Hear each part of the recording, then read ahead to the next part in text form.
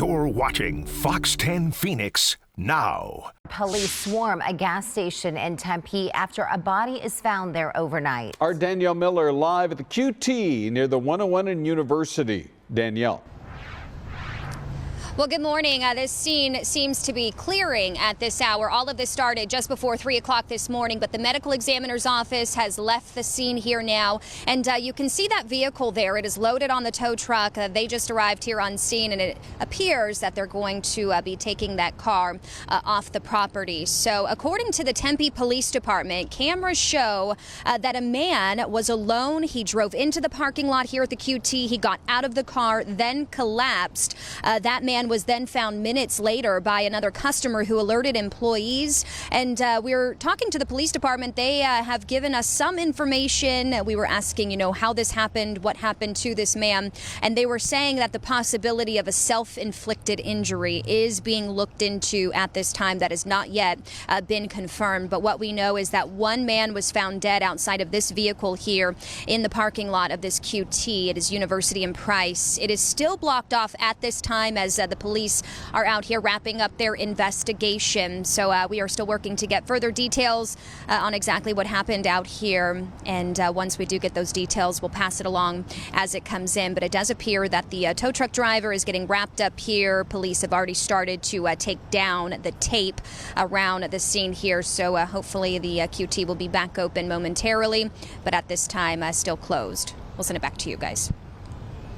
All right, Danielle, we'll look forward to hearing new details and what exactly happened on that scene. Fox 10 follow-up here this morning on the financial dilemma facing the Isaac Elementary School District in Phoenix, now looking for ways to overcome a $12 million budget shortfall. Last night, the public got their first chance to speak directly to the school board.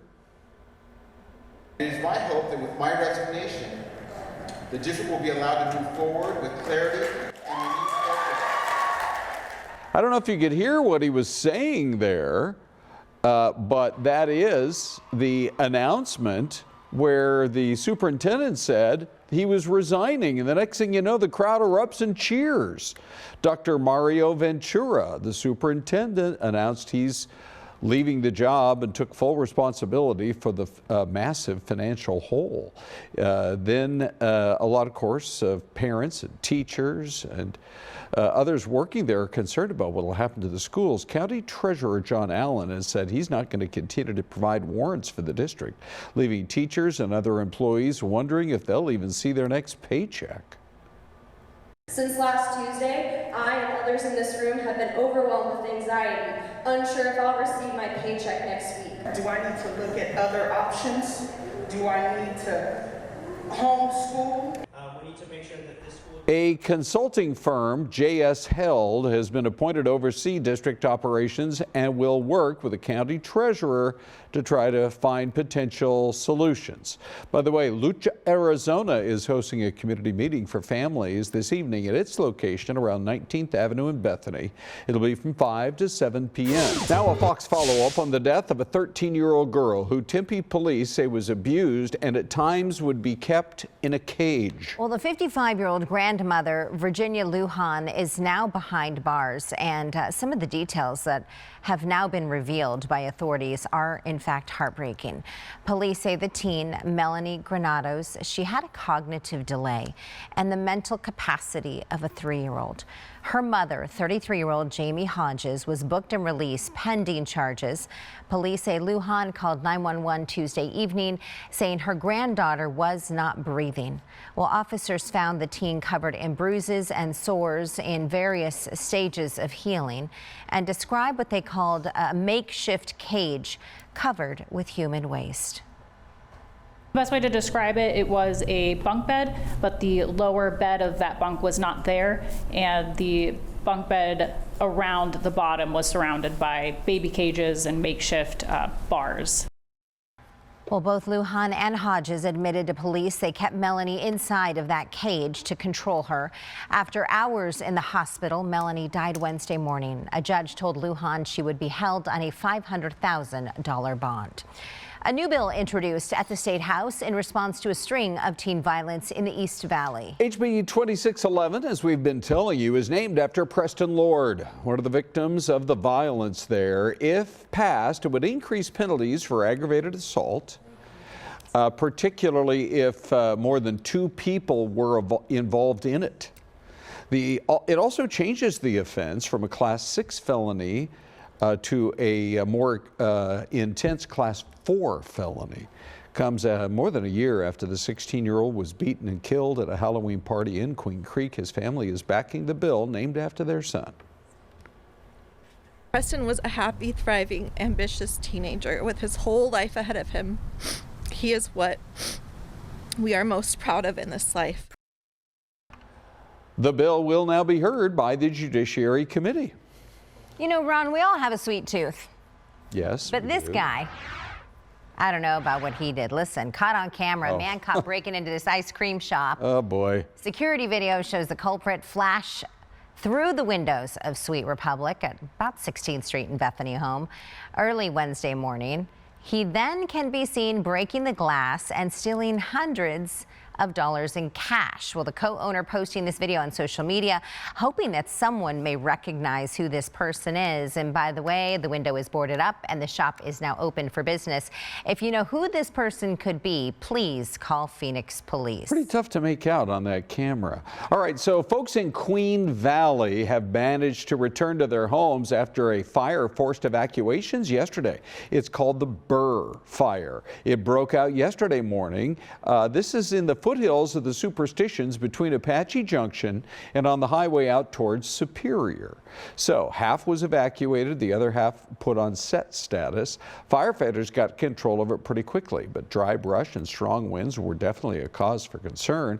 Firefighters say an awning flew off of a home and hit power lines, and that's what started the blaze. We're pretty excited. We're always excited when we have pups, you know.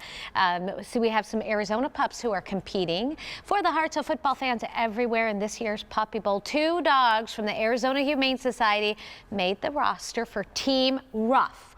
We have brothers Jake and Delula. They're both Shih Tzu Maltese mixes. And Team Fluff, well, we have a Chow Chow Pit Bull mix from the Nashi Foundation, a Native American-led shelter in Queen Creek. And we also have Felicity from the Desert Harbor Doberman Rescue in Phoenix right here in studio. You heard her behind the scenes. Super excited to be here this morning. Ladies, welcome. So here in studio, along with Christy and Lisa with the Desert Harbor Doberman Rescue. Good morning. We're so glad you brought Felicity in. Well, yeah, we love to bring her out. So take us, if you can, start from the beginning. How did this entire process begin with having her involved? So there's an application process, and we applied because we had her litter, and they selected her. So we were super excited because, you know, Dobermans are a working breed, and they love to have a job to do. So we thought this would be the perfect opportunity for her to get to play in the Puppy Bowl. So when did you apply? How long did it take to hear back? And how did you find out? Did you get an email, a phone call? I would imagine there'd be a lot of excitement over that announcement. It was super exciting. We got an email, and they let us know. We applied all the way back in August when she was born. Oh, wow. Right away. And then we found out, and we're so excited. What is the application process? Do you have to show a video of her, or is it just something written? Yeah, we wrote up a bunch of information on Felicity, and then we submitted videos and pictures. We follow the puppy culture protocol, raising our litters in the rescue, and there's a lot of enrichment, a lot of toys, a lot of new textures and games, and so we had a lot of great video of her. Have you submitted in years past? We haven't. This is our first. Really? Well, congratulations. Wow. Okay, so tell us about your rescue then. Desert Harbor is a breed-specific rescue, so we only rescue Dobermans that are in need of medical care or their family can't keep them for whatever reason. We also work with the shelters here in town, and if they have Dobermans, we try to help them out if they need help for any reason. And why Dobermans?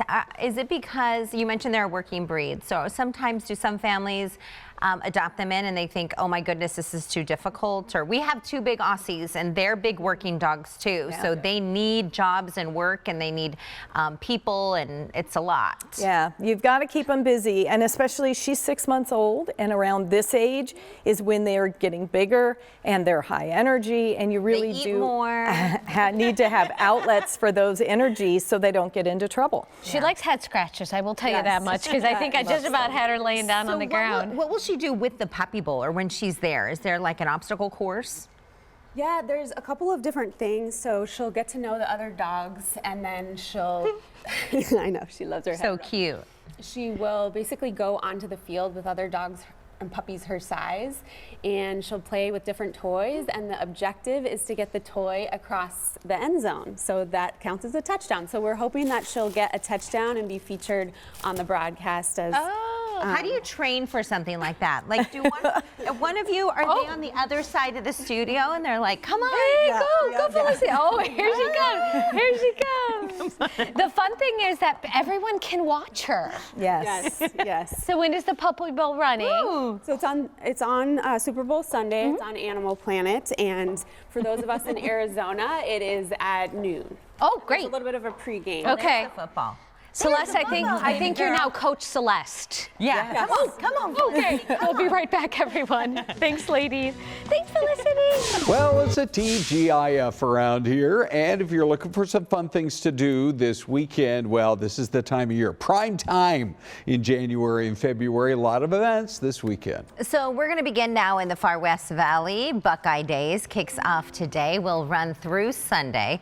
The big events include a rodeo at the South Buckeye Equestrian Center. This is a great event, by the way. Tomorrow, there will also be a cattle drive parade in the streets of Buckeye, as well as a chuck wagon cookout and a stunt show. Also happening in the West Valley, the 14th annual Arizona Balloon Classic kicks off at the Goodyear Ballpark today. You can get a look at hot air balloons taking off. In addition to the rides, there will also be BMX stunt shows, inflatables, and a beer garden with a lot of food. The festival runs noon to 9 today and tomorrow, and also on Sunday morning. And there will be more than a dozen displays of flowers. This is what I mentioned earlier in the show. This is a fabulous event, and it smells amazing. Right in the heart of Tempe, Arizona, right along Mill Avenue District in Tempe this weekend. Tempe Blooms is what it's called. Will also include live music, live mural painting of some of those beautiful flowers that you just saw. Plenty of vendors where you can buy flowers, make your own bouquet. They have these, tables where you can set up, and they'll teach you how to make your own bouquet. It happens tomorrow and Sunday from 10 a.m. to 5 p.m. at Ragsdale MLK Park next to City Hall, and the weather is going to be fabulous. Look at the flower in the ice cube, Ron. That is so great. Sweet.